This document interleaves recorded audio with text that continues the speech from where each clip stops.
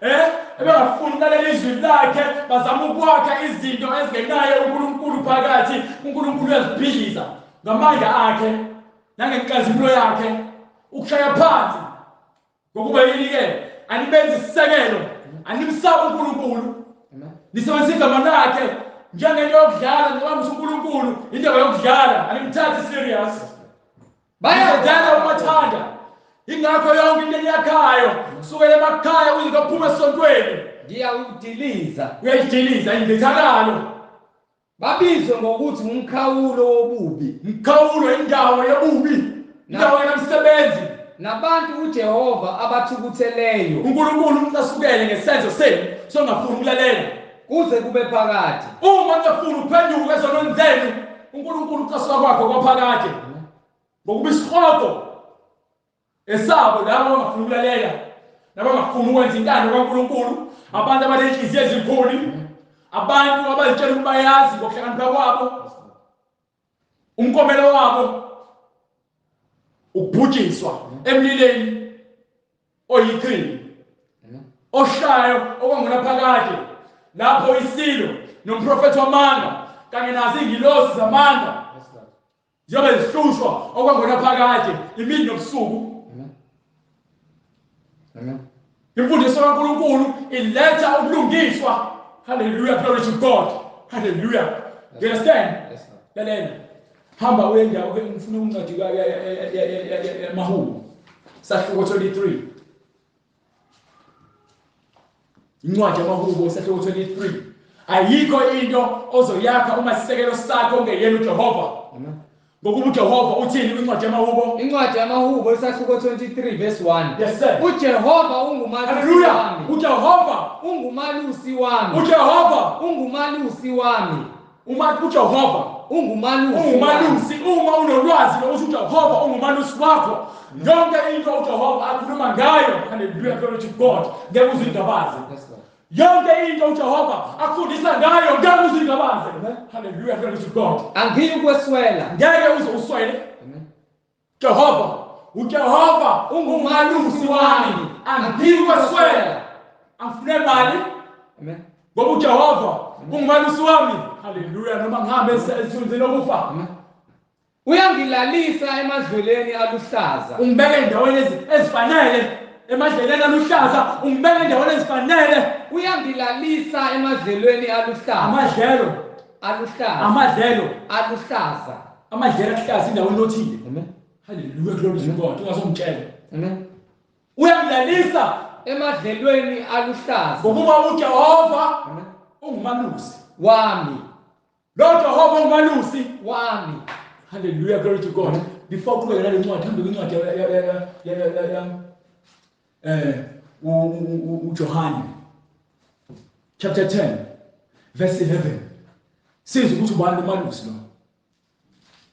Olungileyo.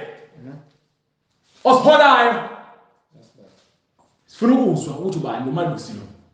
Munye umalusi. Incwadi ngokukaJohane isahluko 10. Yes sir. Jesu Kristu akhuluma manje. Umalusi. Ngingumalusi omuhle. Yamuza uthini? Amen. Yamuza uthini? Ngingumalusi omuhle. Uthena uDavide ngale. uJehova ungumalusi wami. uJehova ungumalusi wami. uthini uJesu Kristu? Ngingumalusi omuhle. Ngingumalusi omuhle kuJesu Kristu. Ngabe wena ubani umalusi wakho na?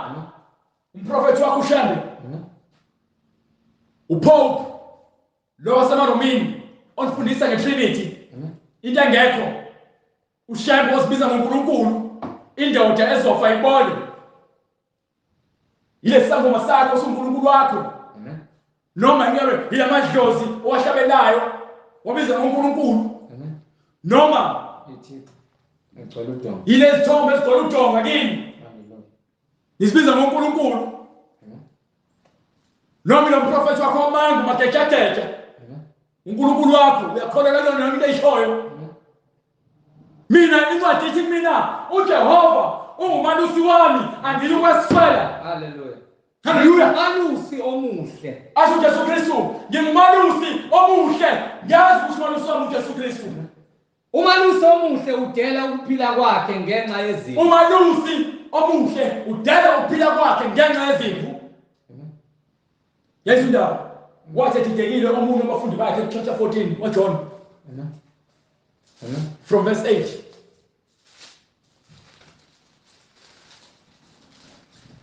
Wadideka omunye. Womfakazisa uJesu Kristu wamnyalela. Ngokuka Johane isahluko 14 verse 6. Verse 6. Yes sir. uJesu wathi kuye, mina ngiyindlela neqiniso nokuphila. Akakho oza kubaba ngaphandle kwami. Uma beningazi mina.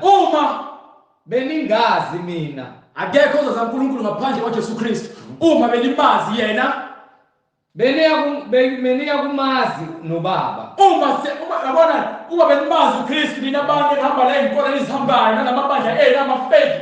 Uma benimazi uKristu, bezomazi uNkulunkulu. Amen. Bezomazi uNkulunkulu ukuthi ungumalusi. Amen. Olungileyo. Amen. UJehova. Amen. Ungumalusi osiholayo. Ungumalusi omuhle. Amen. Imfundiso yakhe ichichima njengemvula. Imfundiso yakhe mele ichichime njengemvula. Mele ihle njengemvula ichichime. Amen. Kusukela manje niyamazi, nimbonile. Angijazo manje uthi ke bayamazi bambonile. Yes Lord. Ubuza bani? Uphendula bani? Uphendula uFilipi. Amen. Uthini yena? uFilipi wathi kuye, nami uFilipi uyabuza uthini? Nkosi sikhombise uyihlo. Yayizwe indaba. Kusanele. Ufuna ukwazi kube kanye. Amen. Banaye manje ngaleso sikhathi umoya engcwele. Bayabuza ukuthi ke uphi ubani umoya engcwele? Uthini Jesu Kristu? Hallelujah. uJesu wathi kuye, isikhathi esingaka nginani awukangazi Filipi na. Umuzi moya engcwele khuluma. Khuluma uNkulunkulu, khuluma uJesu Kristu. Uthi nginani isikhathi esingaka Filipi? Qale wakhuluma inyama. Izindaba. Yathini indaba esinyama ke? Ngindlela neqiniso nokuphila. Yes Lord. Yes Lord. Kusho uJesu Kristu inyama. Uma beningazi mina, kuthemba kwalokho sebebuza ukuthi ke esebatshelile ukuthi ke akekho ozoza kuNkulunkulu ngaphandle akekho ozoza kumoya engcwele ngaphandle kwenyama uJesu Kristu inyathe imfundiso eyiletha kuthina. Yes Lord. Noyedwa akekho ozoza kuNkulunkulu kumoya oyingcwele engahambanga ngezinyathelo zale ndodana eyayithunyiwe. Indodana eyayithunyiwe yasifundisa indlela yokusondela kuNkulunkulu. Ngeqiniso nokuphila. Hallelujah. Ngoba yona yayiyiqiniso, indlela, ukuphila. Yes Lord. Jesu Kristu. Yes Lord.